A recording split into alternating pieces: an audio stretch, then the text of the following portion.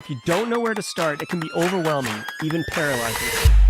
So let's fix that. Welcome to Simply Cyber, a community of tens of thousands of aspiring and active cybersecurity professionals focused on networking, knowledge sharing, and professional development. I'm Dr. Gerald, Auger, Chief Content Creator at Simply Cyber, inviting you to get the answers to your cybersecurity problems with hundreds of cybersecurity videos answering your frequently asked questions, interviewing industry experts, and live streaming daily cyber threat briefings hosted by me. Now get the stories and insights you won't find anywhere else.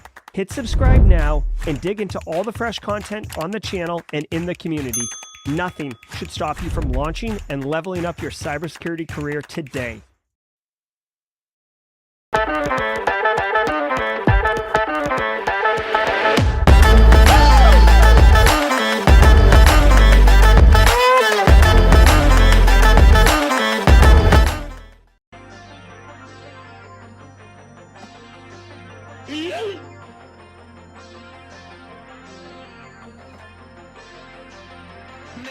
All right, what's up? Good morning, folks. Today is Tuesday, August 15th, 2023. Welcome to episode number 430 of Simply Cyber's Daily Cyber Threat Briefing Podcast. I'm your host, Dr. Gerald Auger, and over the next 45 minutes, me, you, Jessica Warren, Gabe Lister, Alana Boyajian, Eric the Gray, mod teams, folks over on LinkedIn, folks on YouTube, long-timers and first-timers, we're all going to be shredding the top cybersecurity news stories of the day, and I'll be giving my opinion, some might argue expert opinion and analysis on those stories, on what it means to you as a practitioner. So really, more importantly, like, what can you do with this information? How can I reduce cyber risk at my organization? Or if you're looking to break into the industry, believe me, you've got massive value in the stream for you. Not only is the networking fantastic, we hit a record yesterday, 364 beautiful people in chat live at the same time, but the networking's great. But also, you're going to be asked in any job interview, I don't care what cyber role you're going for, you're going to be asked in any job interview, what do you do to stay current in the industry? This right here, this podcast, this community, this time every single day, we are delivering on that. Believe me, this is a phenomenal answer, and don't just have it playing in the background. You do have to engage. You do have to know what's up, because a follow-up question might be like, tell me one story that you heard, or tell me a story and then tell me what you would have done differently to prevent that attack, or whatever, right? So be engaged. Believe me, I promise you, I swear to you, I can't tell you when it's going to happen, but I guarantee you it will happen at some point for you, and you're going to be so pumped that you're part of this community. Believe that. Now, before we get into the top cyber news stories of the day, I do want to tell you each episode of the Daily Cyber Threat Briefing is, without a doubt, worth half a CPE. You could argue worth one CPE, but since we're doing so many of these, let's just stick with half a CPE, because no one's going to argue that, okay? Half a CPE. So be sure to say what's up in chat. Take a screenshot if you want. Get auditable evidence that you were here. I don't plan on ever taking the streams down. Arturo, hashtag passive observer. Good to see you, Arturo. Guys, if you don't know what to say in chat, hashtag team live, because you are team live. You're here right now. If you're watching this in the future, well, then you are team replay. Hashtag team replay in the comments on YouTube or LinkedIn. My family is so pumped for all that you guys have done, the Simply Cyber community. It's just amazing. If you are a little shy and you realize that networking is super valuable, but you're not sure how to do it, take the first step into the light like Isaac Lacra did, or Isaac Lacra, excuse me, Isaac. Hashtag passive observer. Start that foray into networking. It's good to see you, hashtag passive observer. What's up, everyone? Greetings from Louisville. James McQuiggan in the house, people. Good to see you, James McQuiggan. Have a great Louisville trip. James is on a multi-state campaign right now, so good on you, James. Coffee cup cheers, I might add. James, I got the big one today, my friend. All right, guys. And then finally, if it's your first time here, if this is your first Simply Cyber Daily Cyber Threat Brief podcast, maybe you stumbled in here because YouTube suggested it. Maybe someone told you about it at a conference. Maybe someone told you at work. Doesn't matter how you found us. The important news is that you're here. Let us know it's your first day here with a hashtag first timer, and let's welcome them up as we always do. Good morning. Good morning. Now, before we get into the hotness that is the cyber news. What's up, Professor Black Ops? Good to see you. It's been a minute. Before we get into the hot news of the day, let me go shout out to the stream sponsors. Those businesses that I don't not only stand with, believe in, and am friends with the owners, but continue to support the show to allow me to bring this to you every single day at no cost. I mean, there's a cost, but they're sponsors. So thank you, sponsors, okay? Barricade Cyber Solutions, my friend Eric Taylor, who also guest hosts from time to time, they are dedicated to helping businesses from cyber attacks and recover from the damage done. Cyber attacks can cause massive issues for businesses and send dedicated, hardworking business owners into turmoil. But Barricade Cyber Solutions knows how to mitigate the damage done by cyber incidents. Check it out at barricadecyber.com, barricadecyber.com. The link is in the description below. It looks like if you're looking on stream right now, you can see what the website looks like. Right here is the key. This is how you get on Eric's calendar right here. If you're actively dealing with a ransomware incident, don't waste time. Call them immediately. Want to say what's up to Sabrina Patavina, hashtag first timer. Sabrina over on LinkedIn. Good to see you, Sabrina. Thank you so much. And Rexford Bennett, hashtag first timer. Rexford's in the house, y'all. We got some new first timers. Maybe we'll set a new record. 364 yesterday. Let's go for 365 today. I really want to take a sip of this coffee. I haven't had any of it yet. But I also want to say shout out to Panoptcy Security. Panoptcy, run by Brandon Poole and his group. They want to partner with your business to basically deliver cyber risk reduction and insights and guidance. So how can you operationalize what Panoptcy can do for you? I'm going to make it super simple. If you're in charge of information security at a business, and you're being reactive and you're kind of just like the little Dutch boy sticking fingers in holes in the dike and not really coming up with a strategy on how to repair the dike wholesale, Panoptcy is who you call. Think of it like this way. If Barricade Cyber is like after bad happens, right of boom, Panoptcy is left of boom, right? Getting your protection mechanisms in place. They can come in, look, survey your entire business, survey the landscape, and give you a very deliberate, cost-effective, staggered, meaning incorrect order, plan to go from where you are today and level your InfoSec game up to much greater efficacy and cyber risk reduction. Because at the end of the day, that's what we're trying to do, people. Doesn't matter what job you have in our industry. Your goal is to reduce cyber risk reduction, right? There is a CIA triad. The business doesn't care. The business doesn't care about our CIA triad. The business cares about straight cash, homie. That's right, Randy. Straight cash, homie. And how do we keep the business happy about straight cash, homie?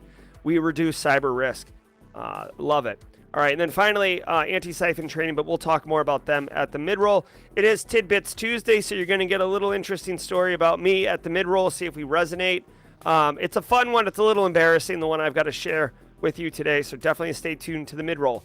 But guys, guess what? Now is the time for the cyber news. So do me a favor, sit back, relax, get your coffee cup or cup of whatever you're drinking right now, and let's let the cool sounds of the hot news wash over us in an awesome wave. I will see you all at the mid-roll. From the CISO series, it's Cybersecurity Headlines. It's Tuesday, August 15th, 2023. Move It bug allowed for free rides. Security researchers with SafeBreach disclosed a bug in the popular Intel-owned transportation app Move It. Using a chain of exploits, the researchers could collect new user registration data globally, including addresses, emails, and phone numbers, as well as partial credit card numbers. Whoa. What? Hold on. We got a win in the audience here. James Henning not only got a job, but got a job with CISA. We all know who's in charge over at CISA. Way to go. Way to go, James. Way to go, man. Congratulations. Simply Cyber community, yet another win for our community members. If it's you trying to break in, you're next. James, straight crushing it. Do be mindful not to immediately email Jen Easterly on day one like I would. Hey, Jen, I work here now. But congratulations, James. Super awesome. Super pumped for you. Congratulations. What a hell of a way to start the stream. Well done. Researchers could also fully take over accounts without disrupting them, allowing them to order transportation services. MoveIt subsequently patched the issues, saying it found no evidence of malicious use. Geez, what a tough break for this ride-sharing app called MoveIt. If you've been under a rock for the last, month, MoveIt has been appropriated by the Progress software company for the MoveIt data transfer solution that Clop ransomware basically. Yes, please, James. If you see Jen by the water cooler, do subtly mention Simply Cyber. Guys, MoveIt. Like I said, MoveIt is when I saw this. When I saw this on the ticker at the bottom, I was like, "Oh Jesus!" It looks like there was a typo. Somebody doesn't know what they're doing, but apparently this is a ride-sharing app. So now that we've put that aside, I've never heard of MoveIt. This was research dropped at Black Hat. Again, guys, this is wicked common. If you didn't know this, check it out. Black Hat is the largest conference in our industry, basically, right? Like it's very subjective, right? RSA is also big, but I don't know practitioners that are going to RSA and calling it Hacker Summer Camp. Okay, like RSA is like, oh, Great cash, homie. yes. So, anyways, Black Hat's where it's at. So a lot of security vendors will drop security research at Black Hat. It's a big deal, right? You're trying to, get momentum. Hit while the iron's hot, whatever metaphor you want to use right now. So I know it's another MoveIt. That's what I'm saying. I'm saying they appropriated it. So SafeBreach releases this information. Now, the bug could have allowed the researcher to take over other people's accounts, including their credit cards, to pay for his rides. What I want to do is, he actually did this at DEF CON, which is basically Black Hat DEF CON. MoveIt's an Israeli startup. He only tested the security research in Israel. Here's what I will say about this, okay? This reminds me of circa 2012, the Grindr app, which is basically Tinder for men looking for other men for romantic encounters. And Colby Moore, a security researcher from Synac, did an awesome, and when I say awesome, I mean, I remember his name, I remember the talk, I remember the year, it was at ShmooCon. I remember that I remember everything. And it was like a Where's Waldo? Where's Waldo? Grindr, Colby Moore. I just want to I might even share this with you guys. Oh my God, Patrick Wardle was the other. I didn't even know that. Patrick Wardle's amazing at Apple Research. I had no idea that freaking. Anyways, I'll drop a link in chat to this one. This is an amazing talk, and I'll explain why in a second, okay? There's a link to it. I'll explain why in a second, okay, and why it's relevant. Guys, all this is straight up API hacking, application programming interface. The way that modern mobile apps work, and a lot of apps, frankly, but we'll stick with mobile apps because that's what this is. You have the app on your phone, but it uses API calls back into a database to get information and to update. Like, that's why it knows where the car is currently on its way to get you. That's why it knows to do surge pricing or not surge pricing, right? It's constantly going back and forth to a server through API calls. Now, if you do not secure the API correctly, then security researchers like this can attack it. Now, he said that it allowed him to take over people's accounts. This could be an IDOR bug, IDOR. I know IDOR is for web apps.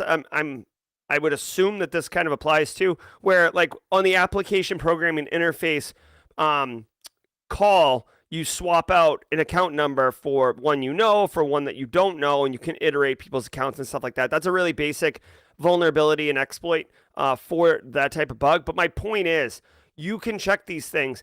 And I got to tell you guys, the more web apps come out, microservices, software as a service, like all of this as a service solutions, most of them use APIs. So if you're looking for an area of interest, like bug bounty wise or penetration testing, if that's like your bag and you want to work in that space, dude, API hacking is definitely where it's at. It's been around for a while, and it's going to continue to be around because you've got to remember the people who are developing MoveIt. Again, I'm sure they're wonderful people. I'm sure they're great. They're software developers. They are working on an application. They've got UX people who are like, ooh, what's the interface like? Do people like to use this interface? Is it intuitive in design?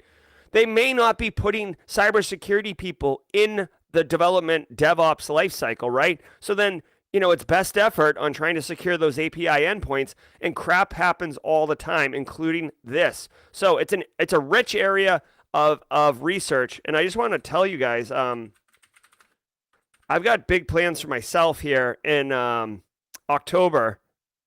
Big plans in October. In October, I'm going to be taking this class. I'm trying to work with TCM right now to figure out how I could do this, but I want, you know how like Jesse Johnson's running the Security Plus Slayer course and stuff like that? I'm going to take this API hacking course at TCM. Absolutely, I'm going to take it. I'm trying to work with TCM to figure out some type of manifestation where I can like lead an instructor-led class. I mean, this is an instructor-led class, but like I could do a cohort, like, all right, everybody, like, let's do lesson 1 and then reconvene in an hour, or like, let's do all of module 1 and let's reconvene at lunchtime and like share stories or answer questions. I don't know, but I love myself some API hacking. It's an area I want to know more about, just like this story, and that's how I'm going to do it in October. So be mindful of that. A look at Black Hat's network. Yeah, exactly. Just get with Alyssa Knight. I do know Alyssa Knight quite well, actually, and she is a boss when it comes to API hacking. Wrote the book on it. Operations Center. The Register's Ian Thompson looked at the peculiarities of running a NOC during the Black Hat conference. While attacks do occur, the volunteer staff says it operates very differently than a typical organization.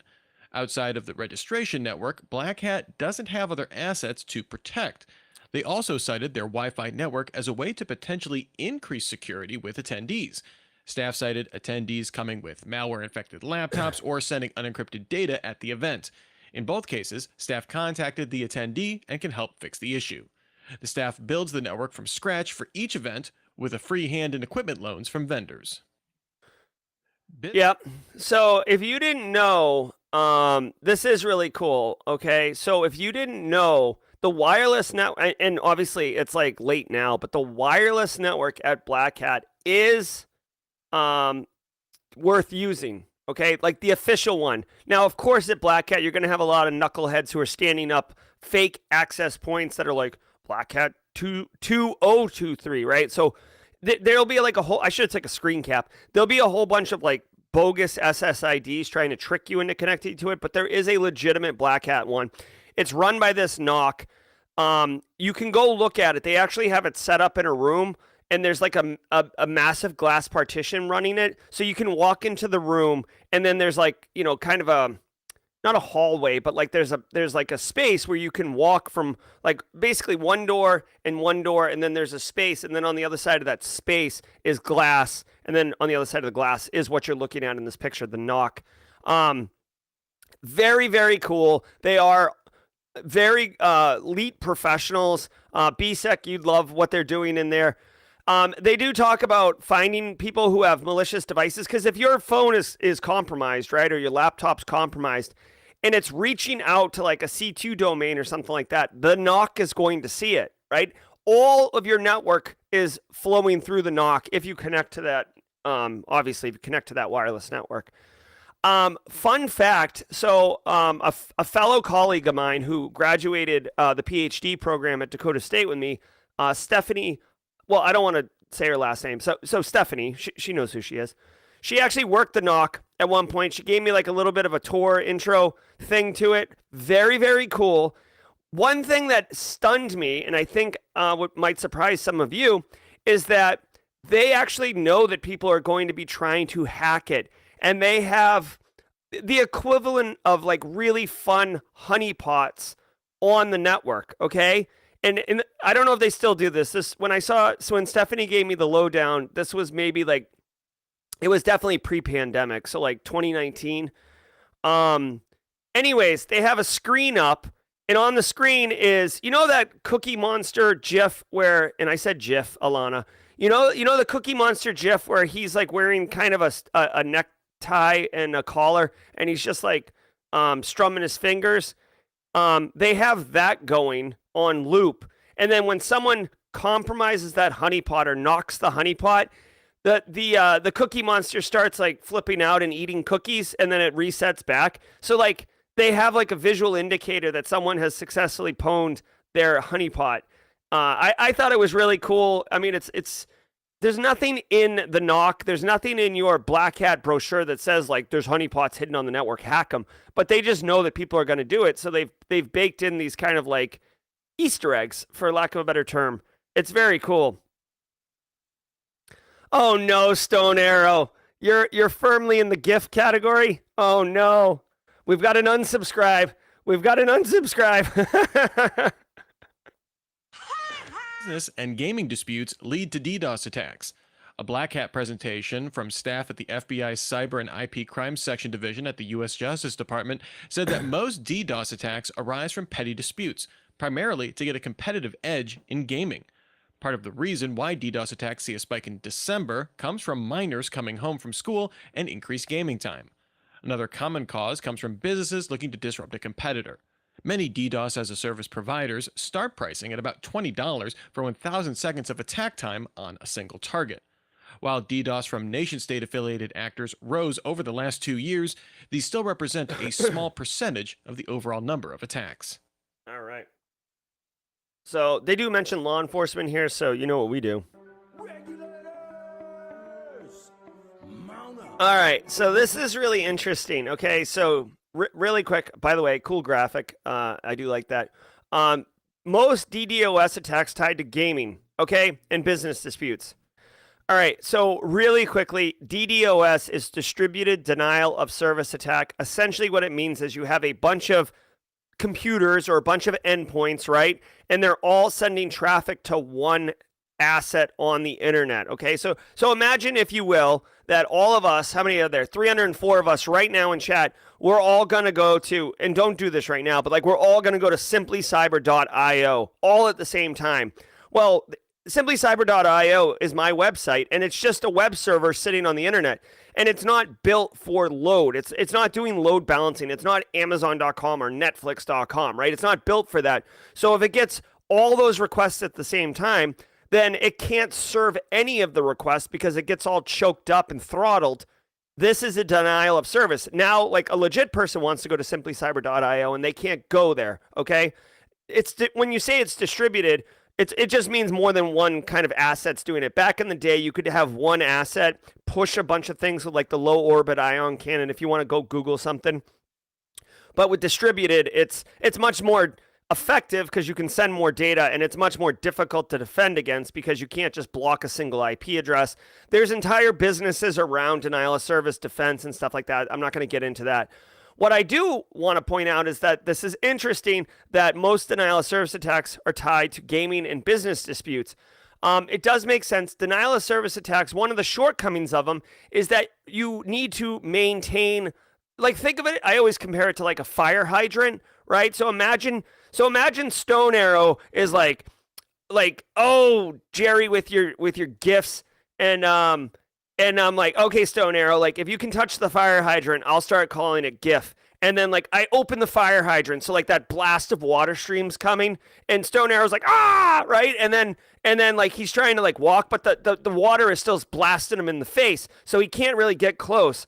That's the denial of service. But the second I stop, the second I let go of the wrench and the wrench falls forward and the water stops, Stone Arrow just runs up and both slaps the top of the fire hydrant and follows through right into my grill, right? So this is what, a visual representation of a denial of service attack. Now, having said all that, what's interesting is we did see Russia use denial of service attacks and vice versa at the beginning of the Ukrainian conflict back in 2022.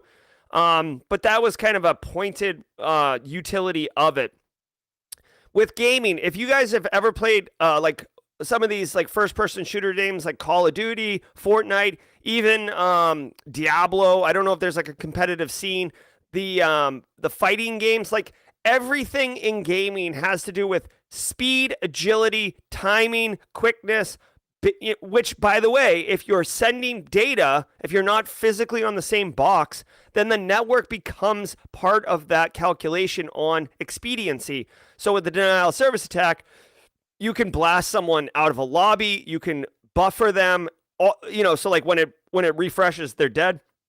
Even think about this, like business dispute. Let's just say, for example, that Neil Bridges from Cyber Insecurity is like, I'm gonna, like, Jerry's daily cyber threat briefing is too much of a threat to me. Like, I'm streaming right now. I need internet activity, right? So if someone were to DOS my IP address right now, I would be screwed. Like, this stream would go down. You see what I'm saying? So these are you got to think, like, a DOS is just an arrow in a quiver, right?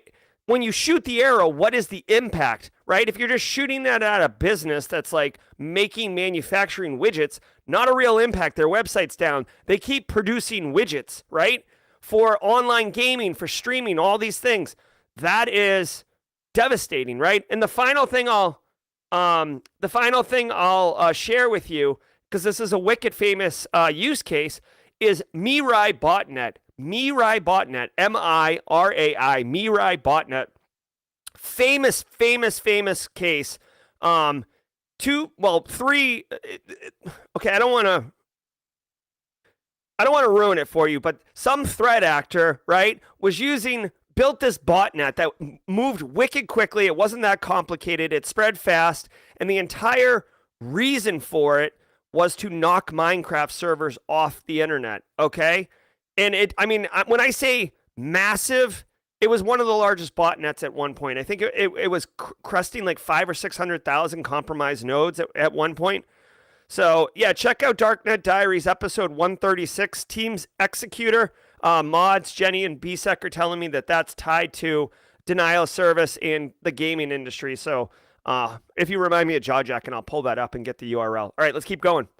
China claims it will disclose U.S. global reconnaissance system. The Chinese state newspaper, the Global Times, reported that Chinese authorities will disclose evidence of U.S. military agencies targeting civilian infrastructure, particularly targeting seismological data. This comes from a joint investigation by China's National Computer Virus Emergency Response Center and the security firm Quaihu 360. Officials claim this activity disrupted seismographic monitoring capabilities, but it's unclear if this indicates use of malware. As the record's Alexander Martin points out, while overwhelming evidence shows China engages with cyber espionage as part of its statecraft, it does not publicly avow its agencies, unlike the U.S. And now... All right. This is the second time the stories come out around hacking of seismological assets. Remember, I shared with the community a story about when I went to Palmer Station in Antarctica, and how one of the guys on the boat with me was like a earthquake doctor.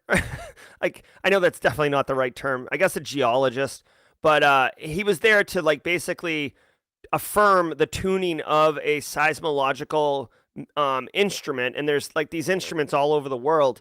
So I don't know, like, to me, I hate to say it, like my mind immediately goes to like, international espionage and like Mission Impossible type stuff, where like this earthquake monitoring equipment in Wuhan is actually a front for like some other kind of like forward listening post for some diabolical type thing. Oh, thank you, seismologist. Thank you, chat. I appreciate that. Taylor, Aaron, all the folks, Sean. So I don't know what the end game is here. Like, dude, here's the thing. Like, China, I find it hilarious, okay? Like, China is like wagging a finger at the United States about espionage. Okay, I'm not saying it's okay. I'm not saying because I'm a US citizen that like the US can just, world police all over the place and infringe on other countries' rights of data privacy and security and stuff like that. But dude, of all the countries, China is going to wag the finger. Like, China is like China's leading the way on international espionage. They've been doing it for many years with unbelievable success. So I don't understand. I would love it if someone had a hot take on why they're going after seismological data. The only thing I could say is with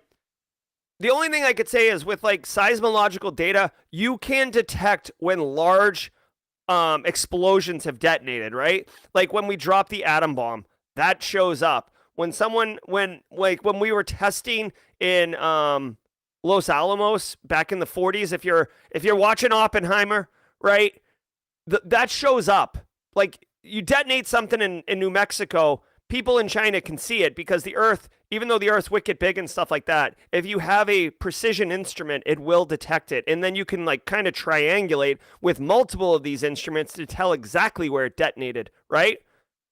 Exactly, James. That's what I'm wondering now, if like there's consideration or concern around weapons testing of some sort. And, you know, basically, if you hack into a seismological data center, you can get the logs, you can get the data from prior, you know, from in the past and see what kind of data is there versus monitoring ongoing activity. So I don't know. We'll see where it goes. A word from our sponsor, Vesa. 75% of breaches happen because of bad permissions. The problem is that you don't know exactly who has access to what data in your environment. For example, roles labeled as read-only can often edit and delete sensitive data. Vesa automatically finds and fixes every bad permission in every app across your environment. Learn more at Vesa.com. All right. It is the mid-roll, which is perfect because I just finished my first cup of coffee. If you're new here, hashtag first timers, well, let me introduce you to what we do on the mid-roll every single day. Oh, yeah. First off, priorities. Going to pour this cup of coffee. All righty. Excellent. 310 wonderful people here today. Good morning, everybody. I want to thank all of you. Stone Arrow surprise on Discord. I'll check that in a minute, Stone Arrow. Hey, I want to thank all of you individually. Thank you for being here. Shuttle Crab, Space Tacos, Stone Arrow, Alana, Alex, Jazzy Jazz. Thank you all so much. The mods, the whole community. It means the world to me, guys. I want to thank the stream sponsors, Barricade Cyber, Panoptcy, and Antisyphon. I mentioned Antisyphon at the onset, but didn't get into it. Antisyphon training, if you don't know who Black Hills Information Security is, absolutely recommend that you check them out. Antisyphon training is the training arm of Black Hills Information Security. They are a phenomenal bunch of people, a phenomenal company. They have awesome training. I want to call your attention to their Pay What You Can training.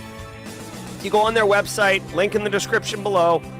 Training, pay what you can. There's these 8 courses that literally you pay what you can. If you can pay $5, pay $5. You can pay $300, pay $300. Whatever it is, whatever you can pay. Do not let your socioeconomic status, your financial situation, maybe you just got divorced, maybe you just lost your job, maybe you're moving into a new country for better opportunities, whatever your situation is. Hell, maybe you just want to get trained up and everything's gravy for you. Pay what you can. These 8 courses are awesome. They are 3 of them are taught by John Strand, which is, the guy's got his own emote. If you're seeing on stream the guy walking with the explosion behind him, that's John Strand. Check it out in chat. All right. Guys, do me a solid favor. Matthew Hibbert with the super chat. Just become best friends. Yep. Guys, do me a favor, hit the like button if you can, just for a hot second before we do the community challenge. Only 47 likes so far. There's 316 of you gorgeous people. You might be like, Jerry, I don't have time to hit the like button. Why would I hit the like button? 2 reasons. 1, if you're getting educational entertainment value, I would appreciate it. It's a simple way to say thanks. 2, and most importantly, by hitting the like button, if enough of you do it, right? If you hit the like button, if you hit the like button, if you hit the like button, YouTube's algorithm is going to trigger, and it's going to say, hey, people who are searching for cybersecurity content also may like this stream because everybody here likes cyber content because they know, and they'll like it, right? Because YouTube wants to keep you on the platform. Long story short, if you're a first timer here today, chances are you may have found the stream because we did this yesterday. It takes 2 seconds. Please hit the like button and pay it forward. All right, Simply Cyber Community Challenge. My man, Matthew Hibbert, dropping bombs on LinkedIn yesterday. Super pumped for Matthew. Go check his post out, guys. Matthew's going to tag somebody in chat right now to pass the baton. Whoever gets that baton, all of you, go on LinkedIn, search for the hashtag Simply Cyber Community Challenge. Connect with the people who are posting and commenting. Comment yourself. You will build your professional LinkedIn network. This is like a LinkedIn hack. Connect with the people in the challenge. Comment so you get picked up in the peloton of the challenge. And if you get the baton, share your cyber story. Why, Jerry? Why? Because in about 2 weeks, your LinkedIn feed is going to be supercharged with supportive, inclusive, valuable cybersecurity people and content. LinkedIn will look like a brand new platform. See you later. Like, yeet. Yeet to all the crap that you don't care about on LinkedIn and to all the advertisers. And boom, baby, you're going to have a wicked good LinkedIn feed. So do it for yourself, please. Simply Cyber Community Challenge. Guys, Tidbits Tuesday, every single day of the week has a special little segment. And on Tuesdays, I share a little bit about me. 334 people. All right, guys, this one's a little embarrassing, all right? Shelled peanuts, okay? Shelled peanuts. Forever, for my entire life, up until recently, I would just crush the shell and to get the peanuts out, and then I'd have like all this debris and crap in my hand, and I would like fish out the peanuts and get them going, right? Carl Schweed. Carl! Did we just become best friends? Yep. Thanks for the super chat, Carl, and there's your Carl sounder. Guys, here's the thing. The other day I was crushing my peanuts. Now, I've been with my wife 20 years now, okay? I've been with my wife for more, like almost half my life. And I was like crushing the shell, and she's like, "Why are you opening your peanuts that way?" And I'm like, "Because this is how I open them." She's like, "Oh, you brute." She's like, the top of a peanut where it actually hung off the vine, right? It's actually compromised right there. If you just squeeze that top, it'll naturally pop open. One end of the peanut does not open very easily. The other end opens very, very easily. Once I discovered that, guys, I was popping peanut shells like a boss, just like dink, dink, dink. So if you knew the secret about cracking open roast like peanut shells, then why didn't you tell me sooner? And if you didn't know, holler at you. Go check it out. Get some shelled peanuts and open them up. You're gonna be stunned, because if you were crushing them like a brute before, like I was, your life is just gonna get a whole lot easier. Oh, Alana, definitely. All right, let's get back onto stream. You guys are the best. AI detection algorithms show ESL false positives. Researchers at Stanford University published a paper showing that algorithms used to detect AI-generated content in academic papers showed significant false positives with non-native English speakers. While native English speakers were flagged incorrectly 5.1% of the time as AI written, non-native speakers saw misclassification 61.3% of the time when tested across a variety of algorithms.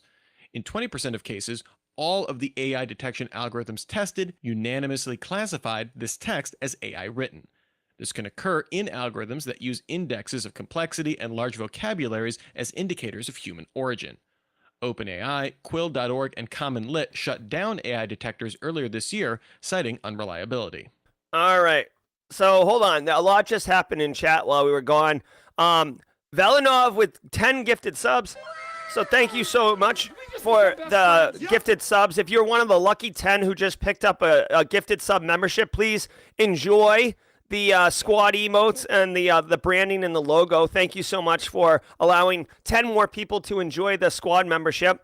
Yes, Justin Rower, popping shells is what I accidentally said, and so true. James McQuiggan with the super chat. Just become best friends. Yep. Agree to disagree, and definitely peanut shells all over the new couch would be a hot mess on fire. We did get a new couch. All right, so let's get back into the story here. AI detection tools. Okay, so first of all, I love this, and this actually, like the obvious story here is about cheating in academia and how people are, you can't just blatantly feed it into a tool and have the tool tell you whether or not AI generated it or not. Plus AI hallucinates and all that. To me, the real story here, okay?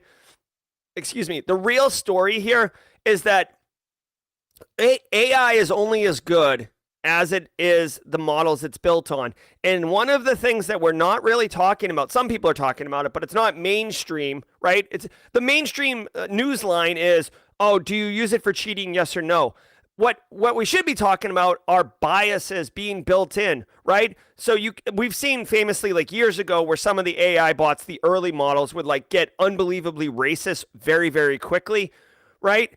The AI tools they're built on models, and there's biases in those models. So, right, if it's built on all English data sets, right, and then you have a non-native English speaker trying to communicate in English, yes, if you've ever talked to a non-native English speaker who English is their second language and they're not great at it, you know what they're saying, but maybe they're using verb prepositions incorrectly, or they don't use an article, or they say the verb first and then the noun, whatever it is, right? But you know what they're saying. You can communicate with them because as a human, you get the gist of what they're trying to say. Toyanala, please accept the challenge if you'd like for the Simply Cyber Community Challenge. So anyways, long story short, what I'm saying is these detection tools are not going to be great because the AI itself is flawed in that there is bias built into those things. And guys, it's going to be difficult to get the biases out because all the data sets are pretty much built on like it's human data, human generated data that the AI is being built on. The other thing I want to point out, and I'm super happy about this, is I'm glad to hear that a lot of the larger bodies that are into like detecting cheating and academic fraud and stuff like that have outright come out and said we're not using these AI detection tools. I think that's huge. Can you imagine, guys, if you busted your hump, worked late, made sacrifices, gave your blood, sweat, and tears into something, and then some stupid tools like this is fraud, this is AI generated, right? That's bullcrap. So I'm glad that they're doing this, guys. It wasn't like the system wasn't broken before. It could have been improved, but it wasn't broken. It wasn't like we were trying to solve for some major issue. So anyways, good on you. And by the way, like, let's not be naive and don't think that people are using AI to cheat. Okay. So there is a subset, there is a Venn diagram going on here, and there are students that are using it to cheat. It's just, this isn't the way to detect it. DOJ seizes NetWalker servers. The U.S. Department of Justice seized the domain lowleckhosted.net, a site connected to an extensive crimeware as a service operation. The domain facilitated ransomware, brute force attacks, and phishing domains. One of the domain's clients also included the NetWalker ransomware group. The DOJ also brought charges against a Polish national allegedly operating the domain, Artur Karol Grabowski.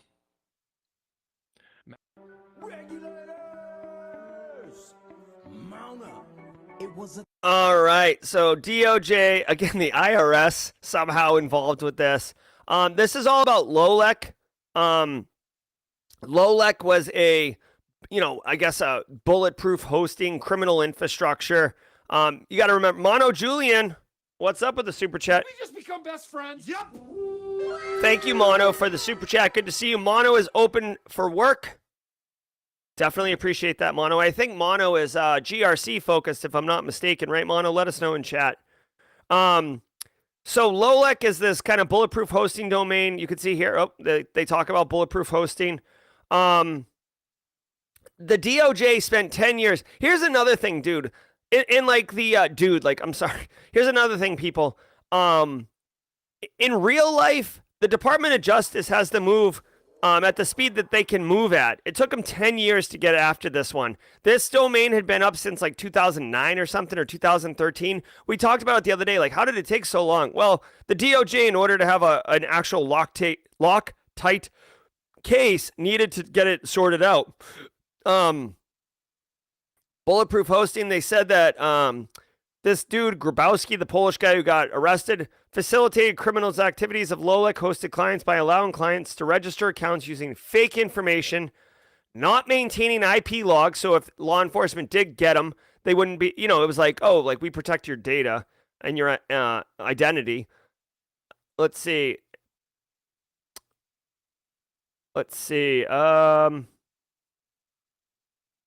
50 NetWalker ransomware attacks on victims located all over the world originated from in here.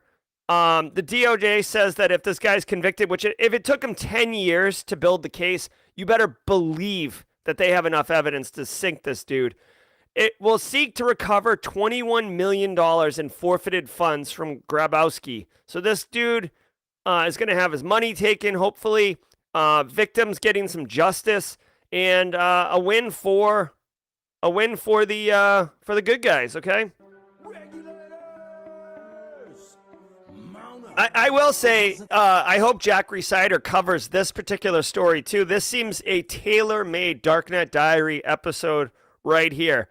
Finally, there's no reason for this, but Catch me outside. How about that? yeah, that's right. macOS defense bypass proves trivially easy. With macOS Ventura, Apple introduced Background Task Manager, a security feature meant to look for software persistence that could indicate malware. At DEF CON, security researcher Patrick Wardle chided the poorly implemented feature, showing 3 bypasses to disable notifications of persistence. One required root access, another exploited a kernel bug, and the third used macOS's process sleep function to silence the notifications. Wardle disclosed several bugs in the system to Apple previously, but released these 3 at the conference without prior disclosure. Wardle's nonprofit Objective-C offers a similar persistence event notification tool called BlockBlock years prior to Apple's release. All right. So yes, Jack Resider on Simply Cyber would be cool. Just for those who are in the community that don't know, James McQuiggan, he's in stream right now. Obviously, longtime Simply Cyber community member. James runs this Security Mastermind podcast. James, Security. Hold on one second. Security Mastermind podcast. James McQuiggan. Let me get this really quickly, because there's a little bit of a story here. Security Masterminds. Yeah, this right here. This is James McQuiggan's podcast. Check it out. James's podcast. All right, so check this out. That's James's podcast. Definitely worth checking out. 4.8 stars. Nice job, James. James met with Jack Resider. Jack said he would come on Security Masterminds. Obviously, I'm super happy for James. A tinge of jealous, but jealousy is such an ugly emotion that I actually deliberately don't get jealous. I try to focus on like why and then celebrate for the other person. So for James, I am super pumped for James. If he can get Jack Resider on the stream, that would be so good and so amazing for the community and for James's podcast. So definitely hope so. And then, I'm 1 degree away from Jack Resider because I have a friend. So maybe Jack comes on. Guys, I told you earlier about that Grindr app and Patrick Wardle. And I was like, holy crap, Patrick Wardle. I didn't even realize Patrick was the guy who spoke at this. He is the leading Apple security researcher, Patrick Wardle. Also worth noting, Patrick Wardle is one of my 3 top speakers. If you have a chance, James McQuiggan with the super chat. We just become best friends. Yep. Thanks, James, for the super chat. You do great work, James. People should know about it. Guys, listen, Patrick Wardle is one of my 3 absolute favorite speakers. I know DEF CON just ended. If you were in chat and you went to Patrick's talk, let us know in chat what your thoughts were. If you ever get an opportunity to see Patrick Wardle present, it is delightful. The man, you could tell he was trained in 3-letter agency and briefing, higher ups like brass generals, because he's very succinct, he's very deliberate, he's very paced. Everything he says has a purpose and a meaning. He's just an absolute delight, and he's wicked good at security research, especially on Apple. So Patrick Wardle, an absolute must-see. He always presents at Black Hat DEF CON. He's always super approachable. This is no surprise. So Apple malware flagging tool, wicked easy to bypass, just like many other EDR solutions, endpoint detection and response. It's not uncommon for a new tool to come out and pen testers to find a way to circumvent it, right? How do you circumvent tools that are watching? Well, you can do a bunch of things. You can have a section of disk that the EDR tool isn't looking at. You can disable the EDR tool. You can push a new virus definition packet to it. Like, there's a million different things you can do. Patrick demonstrated it. Believe me, I believe you. I mean, Oh, wow. So BSEC just said Patrick did not disclose this beforehand. I was actually about to say, literally, believe me, Patrick was in contact with Apple. He has like a direct line to Apple. Prior to releasing this, I find it stunning that he went to the conference and disclosed this without first talking to Apple. He may have told Apple about this and they kind of like gaffed him off, which would be unusual for Patrick. But the final thing I'll say about this is this is Patrick's. He wrote the book Art of Mac Malware. This is his website, objectivec.org. This is a bookmark and check it out later. Again, Patrick Wardle, love this guy. One of my 3 favorite speakers of all time. He might even be number one. It's kind of hard. The top 3 are kind of jumbled together. UK voter registration site is not a scam. Over the past month, councils across England and Wales began sending out mailers asking property occupants to update voter records. This mailer included a 2-part security code that needs to be entered as authentication on a government site. The problem, the URL for updating the records sits at householdresponse.com, a site largely unfamiliar to voters and not attached to a .gov domain. Many citizens complain that the site and the whole process looks like a spam campaign, with some councils even sending out separate notices to attest to its legitimacy. Voters can face fines of up to £1,000 for failure to respond. Jesus. You are so dumb. You are really dumb. For real. All right, guys. So let's take a moment here and talk about, yes, we work in cybersecurity, but there is an art to it. There is a business side. There is Carl's, right? So Julie Genzer, the other 2, John Strand and Chris Rock, not the comedian Chris Rock, the Australian Chris Rock. Those are the other 2. Chris Rock, John Strand, Patrick Wardle. Okay, guys. So here's the deal. There is some type of government agency in the UK that needs people to sign up and register to vote something. And in their brilliance, obviously they overlooked this in the project plan. I don't even know why. They're using a URL that looks scammy. We have done our job so well. Congratulations, everybody. We've done our job so well that end users, grandparents, students, Carl in accounting, all of them sniff a sus URL and are like, no. Smells fishy. I'm out. Peace. Well, because of that, these people did not account for that and they just pushed it out. I have to think that this was done as some type of like loose and fast program. Here's the deal. Okay, and GRC people are gonna this is our bag. Alana, Mono, these are our bags, okay? When you're going to do something that impacts the business or impacts your community of users, right? You have to communicate it, right? If I switch the firewall at the perimeter from a PA to a Gigamon and I rack and stack and I do the wiring, end users don't need to know about that. They don't give a crap. Packets just flow. You are the hero in the shadows, making sure that risk reduction is achieved. However, when you're doing something like rolling out multi-factor authentication or rolling out a website that people are going to have to sign up at, you need to properly communicate. It's not sexy. It's not really cyber. We're not hacking and popping shells here. But what we are doing is preparing our community to expect something, then delivering on that expectation so you can have a smooth execution of the project. This is a dumpster fire. There is a reason. Give me this dumpster fire emote. There's a reason we have the dumpster fire emote, okay? This is a dumpster fire because individuals are going to be fined $1,000 if they don't do this. So now you're going to have people do this. I wouldn't be all that surprised, especially since this is now like mainstream news. I wouldn't be all surprised if some opportunistic threat actors stood up a whatever, householdfubar.com, like whatever the website is, right?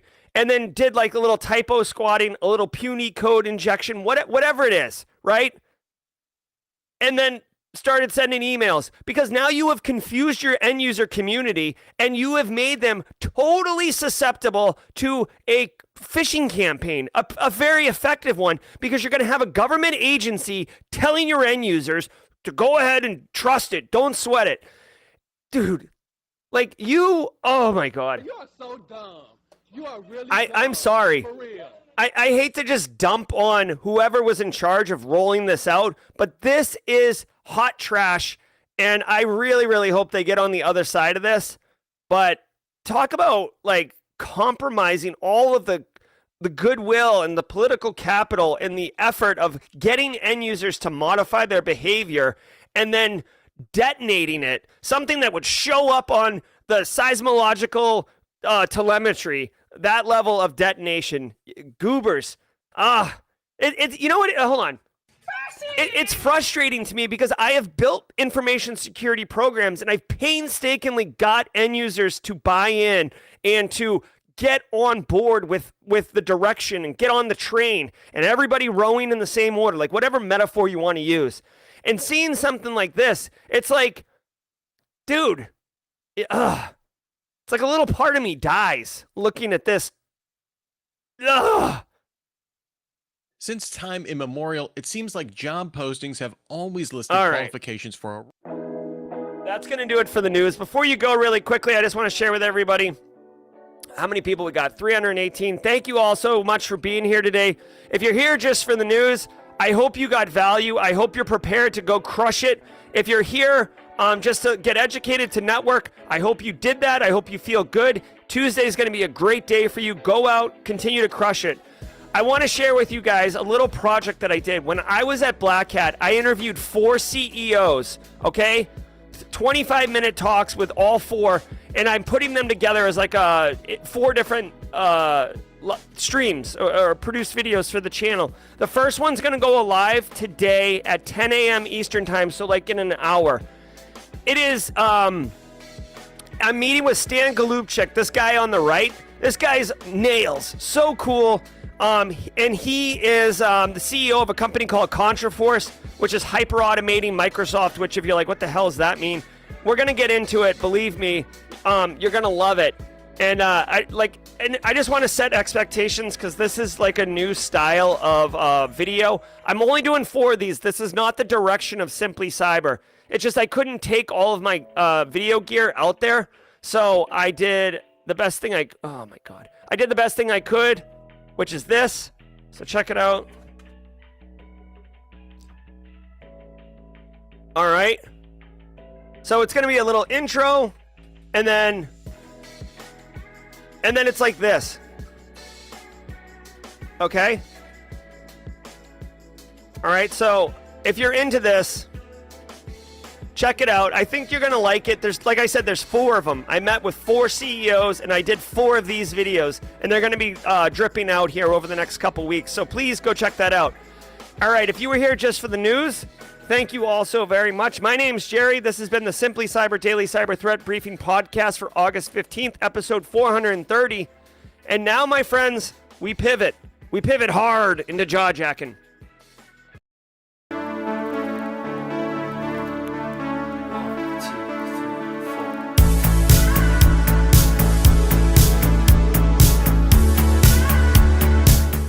Hold on, I have a special jaw-jacking overlay. Let's do that. Yes, yes. What's up? Hold on. I gotta get the YouTube chat.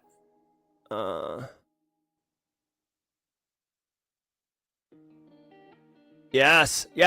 There we go. What's up, everybody? Welcome to Jaw-Jacking, where it's always all about good times. I got mod chat up, and let's rock and roll here.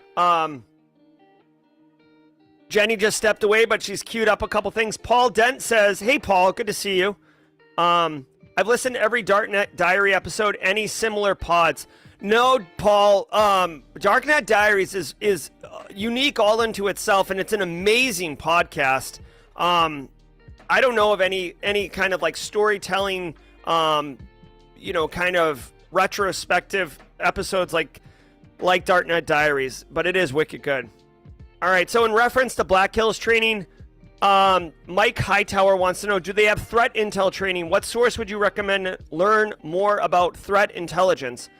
Ooh, that's a good question. I was actually just talking with my friend Carlos at the Simply Cyber community meetup about threat intelligence. Let me take a look. None of these are really threat intel per se. Let me see. Let's see. Let's look at the catalog here. Chris Frazier on the last round of interviews or QA automation. Crush it, Chris. You got this, man. Let's see. Threat intel. I'm trying to think. Like, I feel... Let's see. Threat intel. I don't have a good threat intel training right off the rip. Like OSINT. There's a lot of OSINT ones. You know what, Mike Hightower? I'll take that for action. I'm gonna take that for action. I need a better answer for CTI training. Because here's the thing. I like to have a good answer or have a video for that, okay? We'll see what chat has to say. The whole reason I made the GRC course is because people would ask me where to get GRC training, and I didn't have a good answer. So, we'll see. Get back to me, Mike. I'll find out today and get back to you, okay? Or get back to the stream. Isan Shigo on LinkedIn says, good morning, everybody. Yesterday, I passed the CompTIA Sec Plus exam, and today I feel great. Well, you should feel great. You're straight crushing it, Isan. Way to go, man. Sec Plus. Nailed it. Nailed it. All right. You're going to keep looking at chat here. What's your take on non-gov employees requiring a public trust or security clearance? Oh, absolutely, Pastor of Muppets. I worked for Booz Allen Hamilton for a number of years, and I had a clearance that that was required because, dude, the way that the U.S. government operates, they outsource a lot of work to contractors for various reasons, better or worse. And if you're going to give non-government people access to sensitive things, you got to remember, Pastor of Muppets, it's about the data classification and the sensitivity of the data. At the end of the day, we work in a field called information security, so it's about securing the information and whoever has access to it. I don't care if they're part-timer, full-timer, civilian, military, govy, contractor. If they got access to the information, they have to be cleared in some capacity. Also, fun fact, the investigation process, I don't know about your experiences, but I'm not super, interesting, but the investigation process, you do feel like garbage after the federal agents interview you. I don't know if anyone else has had this experience yet, but you get interviewed by a federal agent about everything, every bad decision you've ever made in your life. That's all they want to talk about. So after a few hours of those conversations, you feel like garbage. So anyways, that was my experience. All right. What laptop description did you prefer a SOC analyst should purchase or have? Abdul, SOC analyst work, you're typically using tooling like SIMs and cloud-based stuff, SecOnion, stuff that's on top of infrastructure, so you don't really need a heavy lift laptop. So any laptop would do. I personally like IBM laptops. I like Dell laptops. I do not like HP laptops. I would you know what I do with HP laptops? All right. Mono Julian saying with the super chat, privacy and security, OSINT, how to harden your system, hacked. Haven't seen back to back, but the podcasts are great. Good podcaster as well. Oh, okay. You're recommending a podcast, Mono Julian. Let's check it out. Just become best friends. Yep.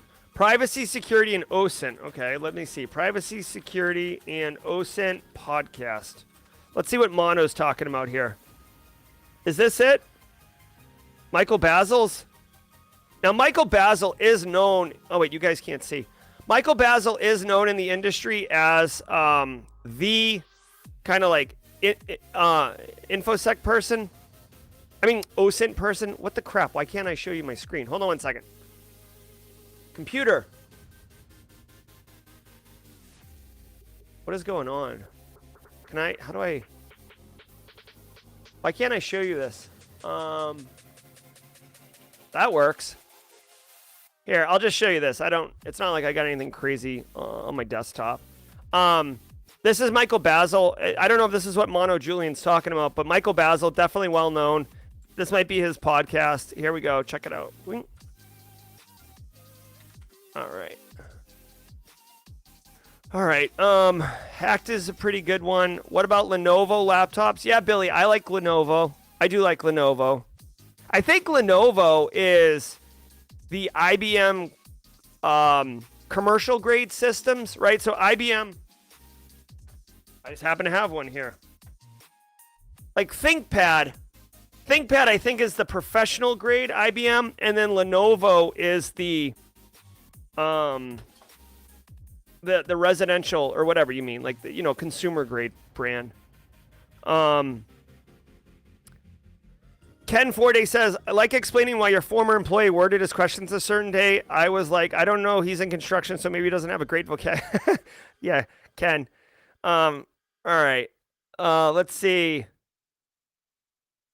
Okay, great magazine called Unredacted. Hey, here's a little throwback to yesteryear to show you how old I am, and a little bit of a throwback to if you're young and you don't know about this, dude, 2600 magazine, guys, this used to be like the Hacker Quarterly. Oh, I loved this thing. Oh crap, this thing still comes out? Holy crap, I didn't realize that. Dude, when I was younger, I used to go to Barnes and Noble and find this. It was always like a tiny little magazine, like it was like this, it was like this dimension. It was not 8.5 by 11. It was like the executive size. Loved it. This was my first intro into our world of information security. 2600, shout out. Active Countermeasures has some threat hunter courses that I took before. Oh, Ryan Gardner. Good point. Hold on. Let's bring this up. I forgot about that. Antisyphon does run with active countermeasures. Let me see if I can active. So ACM, hunting, classes, courses, whatever you want to call it. Threat hunting training course from Active Countermeasures. Active Countermeasures does work with you can actually see this is on Black Hills. It's not Black Hills website, but this is like Black Hills look and feel.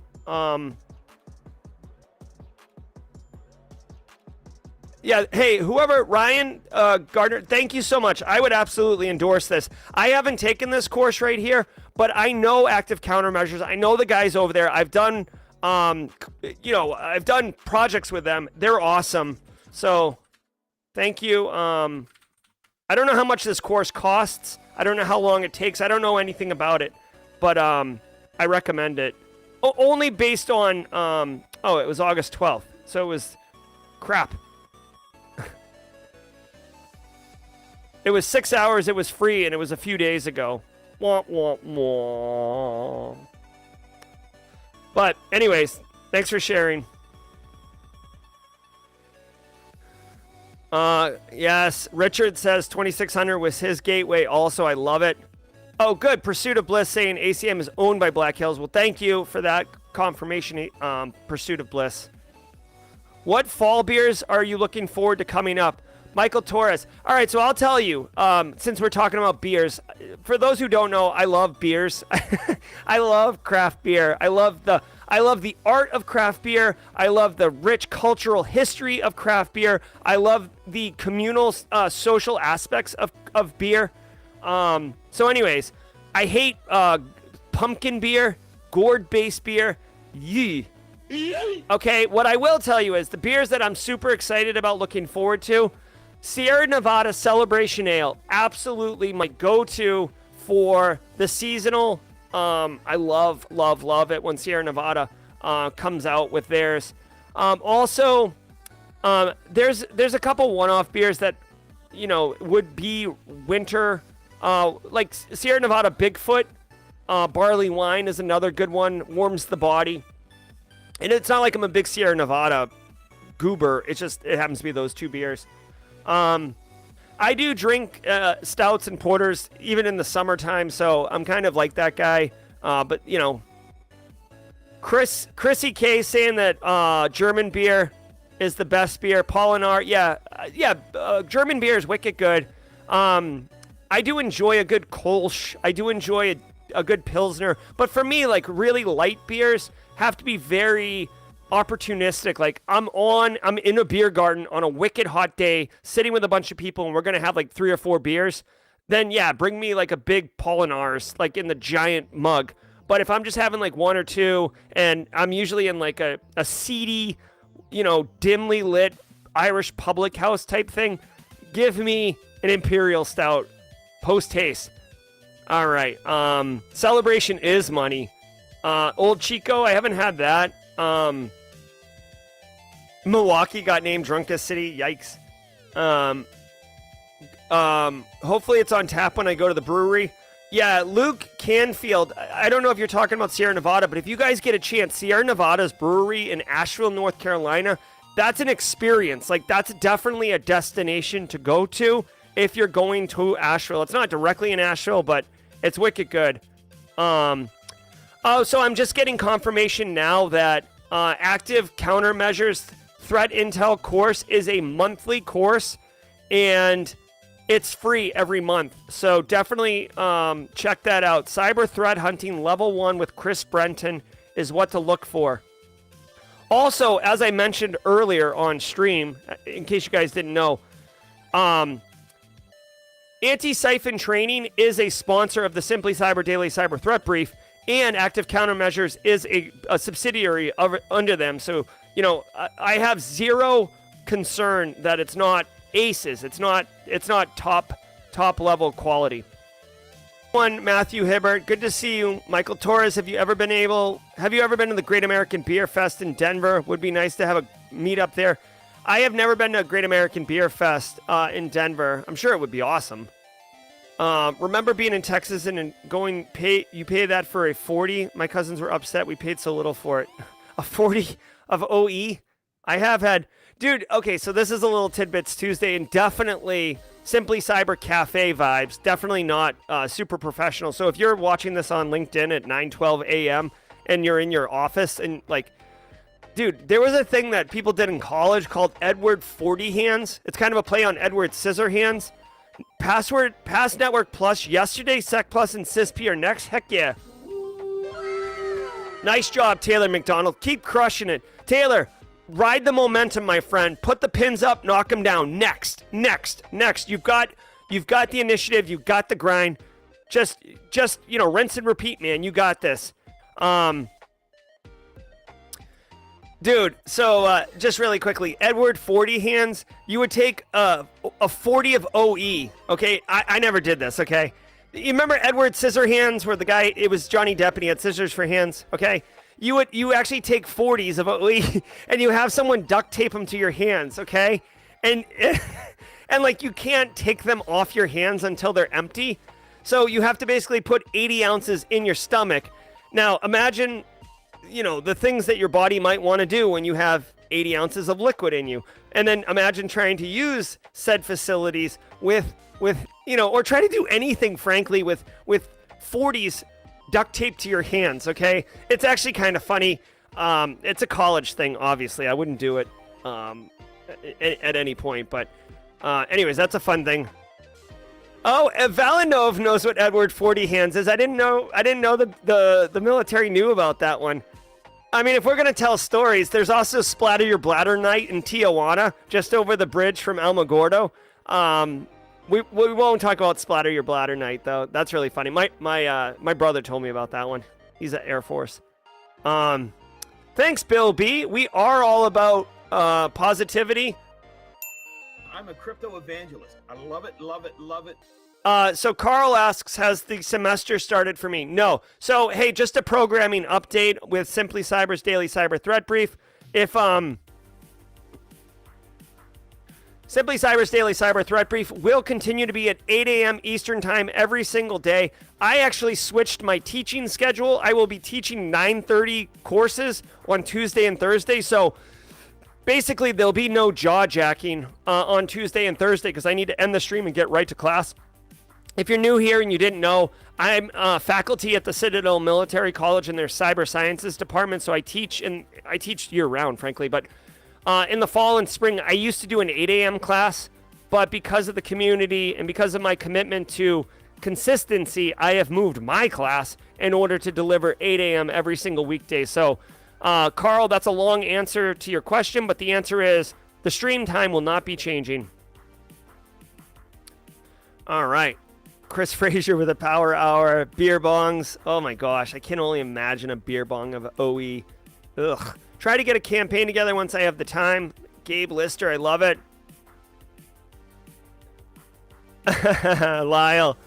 Lyle, Dakota State. I love it. Diaper party. Oh my god, Wayne. This is getting off.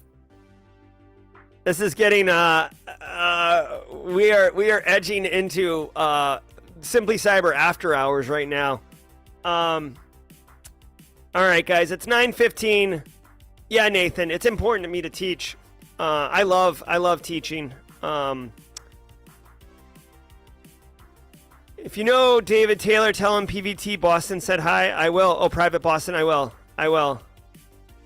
Kind of cyber. I have dealt with this block list at work. I want your thoughts on it. Is it UCE Protect Level 3? The more you look into it, the worse it is. I don't know what UCE Protect Level 3. Let me see. Haircut Fish says Simply Cyber. Kind of cyber. Oh, yeah. Okay, so UCE Protect List 3. Let's see what this is. Automatically list all IPs assigned to an AS number as soon as its spam score is 50 or higher.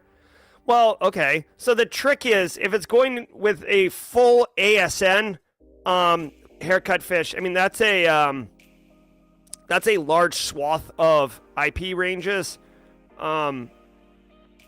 This is a story on how...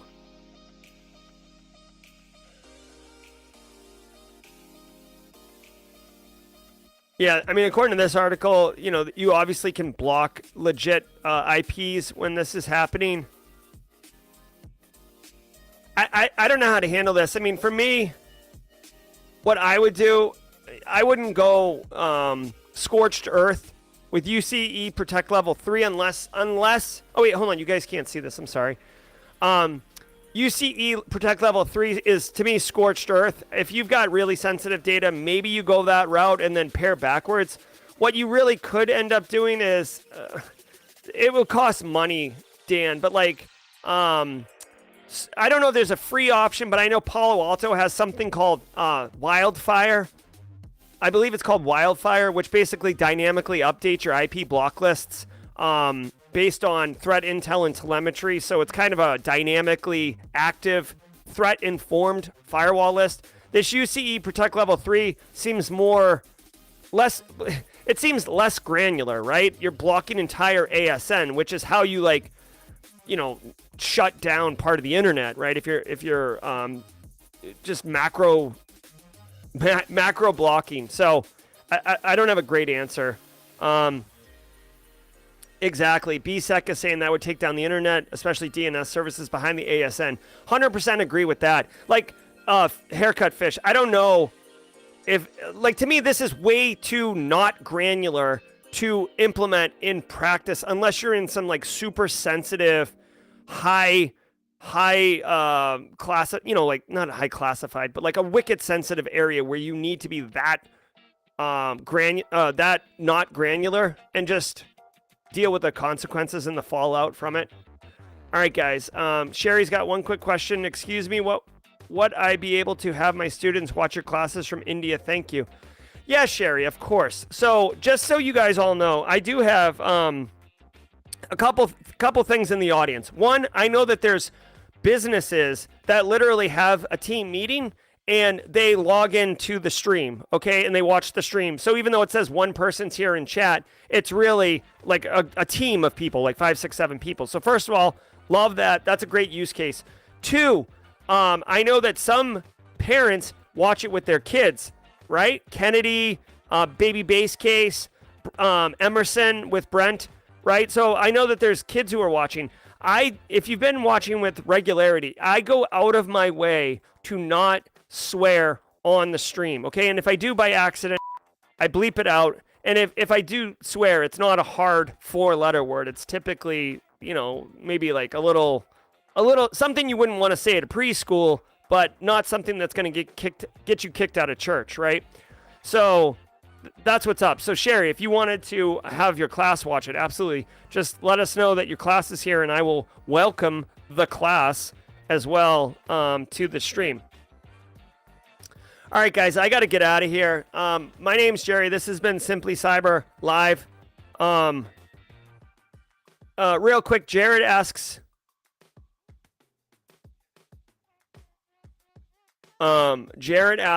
he's going back to school for bachelor's. Any opinion on Western governors or Purdue Global? I do not have an opinion. What I will say, Jared, is I know a couple people that went through WGU. I have spoken to WGU's cyber class, I've done speaking engagements with them. It seems good, right? You do get a lot of certs out of it. The alumni network at WGU is pretty strong. Brady McNulty, who is a friend of the Simply Cyber community, graduated WGU. Maybe you reach out to him and get an honest take, since I haven't gone through WGU. Purdue Global, I cannot speak about. I will say that I've done work with Purdue University during my PhD. I did research with them, and Purdue was phenomenal. Dr. Melissa Dark ran the area that I was working with. She was phenomenal. So Purdue is great. I do not know if Purdue Global is tied to Purdue or if there's anything there. Hopefully that's useful to you, Jarrett. All right, guys, gotta roll. Be good. Until tomorrow morning, 8 a.m. Eastern time. We'll see you. And then remember, guys, for Simply Cyber stuff, this is going to be dropping at 10 a.m. today. It's a little bit different than the normal content I produce, but I wanted to get this out here. I think it's wicked cool. This guy is a legend. Love what he brought to the table in this conversation. Look how, like, if only he knew that this guy over here with the serious face and the collared shirt was also, two thumbs and craft beer guy over here, right? LOL. All right, guys, be good. Thanks so very much. And until next time, stay secure. I hope you enjoyed that content. Keep the cybersecurity train going by connecting with the other Simply Cyber community resources. We have the Discord server that's lively and always keeps the conversation going. You can connect with me directly on LinkedIn. And also every single weekday morning on the Simply Cyber channel, we're doing live daily cyber threat briefings, 8 a.m. Eastern time, as well as Thursday at 4:30 p.m. We're doing live stream interviews with industry experts, and we produce videos that we push out every Wednesday morning. I'm Jerry from